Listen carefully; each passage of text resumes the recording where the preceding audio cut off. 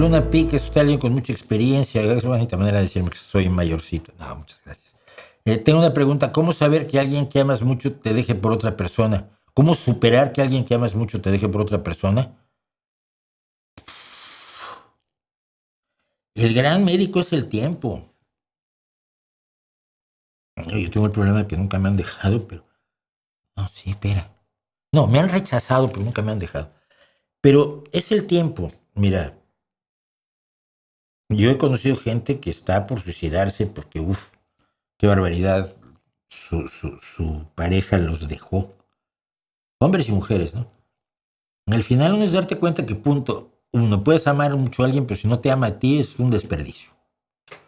O sea, no te claves demasiado en eso porque pues, es como querer un Ferrari siendo pobre, ¿no? Pues, si no lo vas a obtener, ¿para qué te amargas?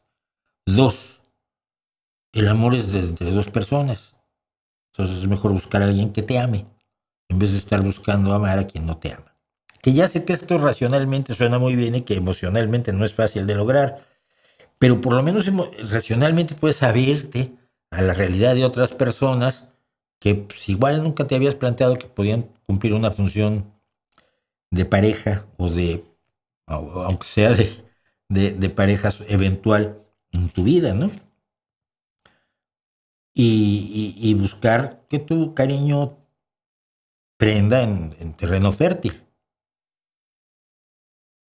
Yo veo todos, es tan frecuente, tan frecuente desafortunadamente esto, que yo lo único que te puedo decir es esto, el 99%, 99,99999 y mucho más de personas sobreviven a estos desencantos amorosos de una manera eficaz.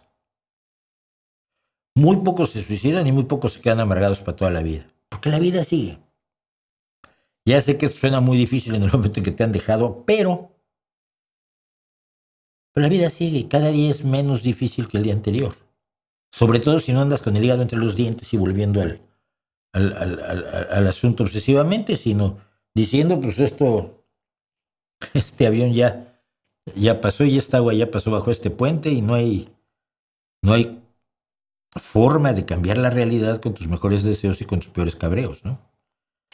Ya sé que es muy obvio lo que estoy diciendo, pero es que no hay otra cosa que decir que olvidemos.